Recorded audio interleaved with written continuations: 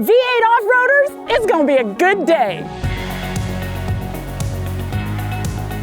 You know, not too long ago, if you wanted to buy a new off-road ready SUV with a V8, that 392 Wrangler was pretty much your only option.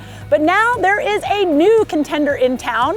See, Land Rover hired the folks from the Ford Raptor program, and the result is this, the Defender OCTA.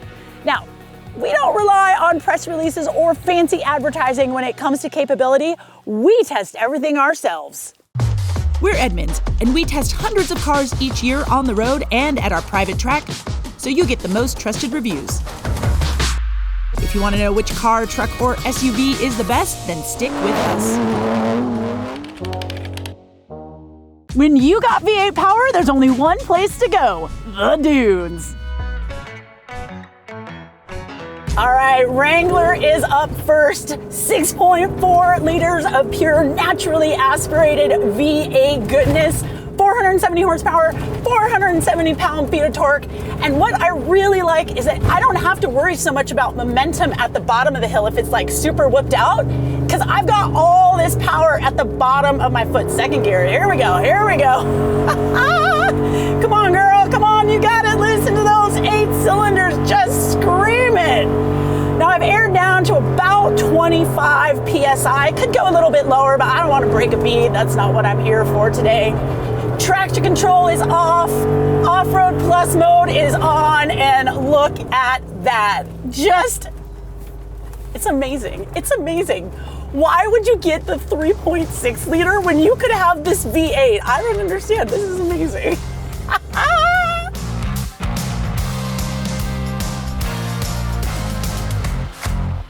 All right, now we are in the Defender OCTA, and the first thing I notice is how much smoother this is with this hydraulically linked suspension on this rougher section leading up to the dunes. It's way, way less head toss. But I've got a twin turbo V8, 626 horsepower, 553 pound-feet of torque. And right away, it just seems a lot easier. I mean, I'm not working nearly as hard, and look at that. Oh, it spins on a freaking dime, girl. Yeah. The Jeep, you can tell that it's a V8 like right away. This one, you really need to get into the throttle before you hear it, but it's not bad. I like the Jeep better though. I like the Jeep sound better, but I think I like the Defender better in the dunes because that was easy, y'all. Easy. Now, if your vehicle isn't doing so good on the trail and you're looking for a new, inexpensive one, we've got all kinds of tools on the site to help you get a great deal on a Jeep or Land Rover. So we're gonna put those links in the comments. Okay, so we're on our way to our next little location here in Johnson Valley, and one thing that is so clear is how much nicer the Defender is to drive through the whoops. I mean, part of that is because it's got independent front suspension and it's got those hydraulically linked shocks, so the compression and the rebound just feels really, really finely tuned. The 392, listen, I don't expect a solid axle vehicle to be like super smooth through the whoops, but this feels so bad. Part of it is because that weight in the front is just like nose heavy in, and then it feels like the shocks aren't tuned at all. So there's like lots of compression and no rebound. So you're just doing this all the time. It's so uncomfortable, you guys. Now, when you're out wheeling in the rocks, you want to make sure to keep all 4 tires on the ground as much as possible. And that comes down to articulation and chassis flex. And you know we got a test for that. It's called the Ziggurat of integrity. And the vehicle that makes it further up the rock without losing a rear wheel traction, that one's gonna win. So first up is the Wrangler, but this is not just any Wrangler. This is the Rubicon. I'm talking solid axle and a sway bar disconnect. This guy's gonna get some crazy flex on our Ziggurat.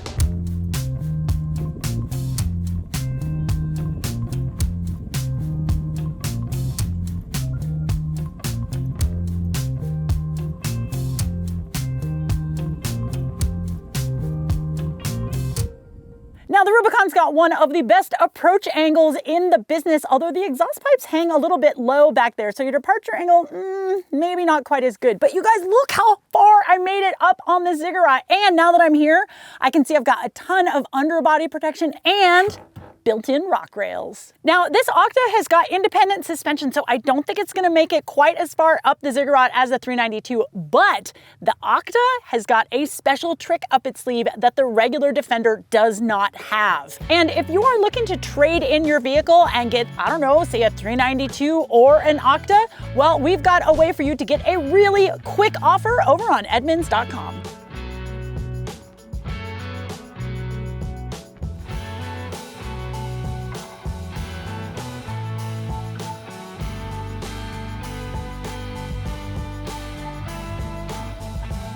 You guys, I'm actually kind of surprised. I mean, for a rig with independent front suspension, like this got pretty high. And the Defender beats the Rubicon when it comes to breakover and departure angle. Now, remember when I was saying that the Octa has something that's different, and that is a hydraulically linked suspension. You'll find that in the Rivian and in McLaren. So what that means is I don't even have a front sway bar to disconnect. That suspension kind of does it all on its own, and it's a really cool feature in this Defender Octa. I mean, yeah, I didn't get as high as the Wrangler, but still impressive for what this rig is. Now, underneath, I've got just as many underbody protection panels as what's happening in the Wrangler, but no rock rails. Kind of a bummer. Now listen, when you are out wheeling, the last thing you want to happen is to get stuck on a gnarly hill, especially if you have friends or family in your rig, because it's like so embarrassing.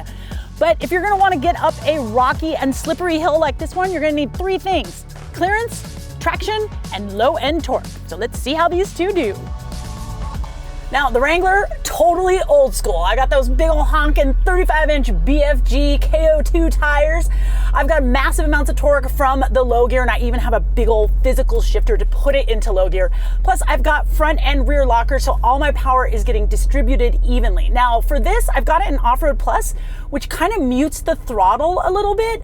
I don't really need that, but like, why make it harder than it has to be? So pitch and roll is up 12 degrees, 13 degrees, 16 degrees. I've got a little shelf here, but I mean, this thing is just walking right up. Did I think it was not gonna walk right up? No, I did not. Nary a wheel spin on that shelf, 29 degrees I saw on the pitch. Nothing on the roll. You know, let's take the harder line right here. There's a little bit of a little hole. Boom. Dude, 35s are rad. You can just crawl over anything with big tires. It's crazy. Yeah, steady 3 miles an hour, you guys. No problem. It's almost too easy. All right, so going down, I unlocked everything because otherwise I would not make that turnaround up there. I do have like that off-road cruise control, but there's no like dedicated hill descent control, and I don't care because I have low gear. That's what low gear is for. This is keeping me at 2 miles per hour down this hill at like 22 degrees. I'm not touching the brake or the throttle. It's perfect. All right, not quite so steep anymore. A little bit on the gas, and we out. It's so easy. It shouldn't be this easy. This should be illegal because you should have to work at it, and you don't have to work at it at all in this Wrangler. All right, so a couple of things about this Defender. First of all, I only have 33-inch tires. I know, and they are BF Goodrich tires, but they are the trail terrain, which is not quite as aggressive. And even though the screen is showing that I have a rear locker, you guys, I do not. It's more like an active brake vectoring locker, so I can't control it, so I'm not sure exactly what's gonna happen. But with that hydraulic link system, I might be able to get a little bit more traction, maybe a little bit more articulation, I'm not really sure, and we'll see how much more comfortable it is. But I've got this baby in low gear and rock crawl mode. We're coming up to our ledge here, and let's see, this is where we're gonna see if it goes. Ooh, a little bit. All right, just climbing right up. Not quite as easy as the Wrangler, but still doing a good job. I'm gonna take this little bit of a harder line here to see how these tires go. It feels a little bit more like chunky, kind of. Does that make sense? Oh, hi. Feels a little bit more chunky, kind of, if that makes sense. But I mean, it's doing it. I'm surprised. I thought I would get some wheel spin, but I did not.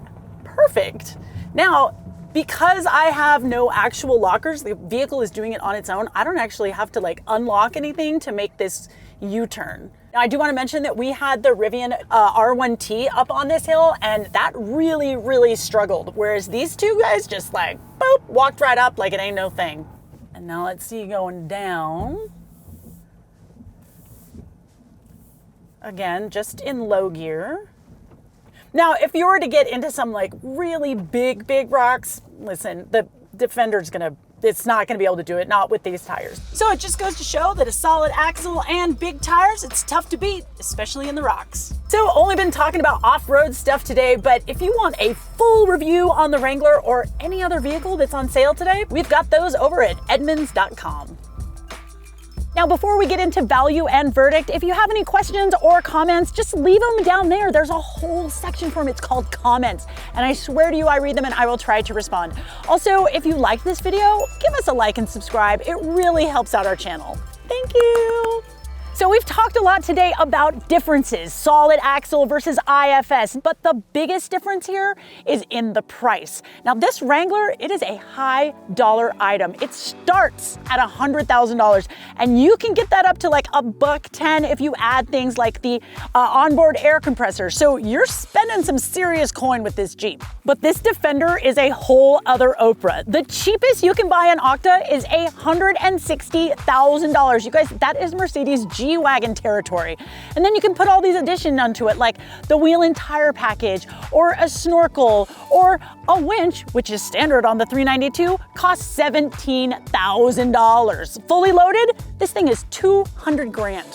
200 grand! All right, let's talk about the tests. Now, the 392 just killed it on the Ziggurat with that solid front axle, and it was really good on the hill climb thanks to those 35-inch tires. The Octa, however, it was really good while we were just kind of going between locations because it was so smooth over all kinds of terrain, and it was super great in the dunes. Okay, let's talk about those dunes. Now, the reason why I liked the Defender so much is because I always felt like I was in control and the steering was so much more precise. Listen, the 392, super fun. Made it up the hill, no problem. Sound was great, but I felt like the Jeep was driving me. I wasn't really driving the Jeep. So that brings us right now, we're tied 2-2, but I cannot ignore the value. Yes, they are both very expensive, but 100 grand versus possibly 200 grand? I can get two 392s for one Octa? Come on. So testing wise, I gotta give it to the 392. All right, so winner, loser. I mean, you guys, what we found today is that it really doesn't matter because these vehicles are not, it's not about the V8. It's about the specific use case for each vehicle. Now the 392, it's a Jeep. Guess what? It does Jeep things. In fact, I had a 392 on the Rubicon Trail and it was amazing. So smooth, so controllable. I wouldn't want to take anything else on the Rubicon Trail except for this particular vehicle. However, I like to go fast in the desert. Guess which one is faster through the desert? It is the Defender Octa. Much more smooth, much more controllable, just an all-around better feeling vehicle when the terrain gets whoopy and you got a heavy right foot. Thank you so much for watching, everyone. We will catch you on the next video here on Edmunds.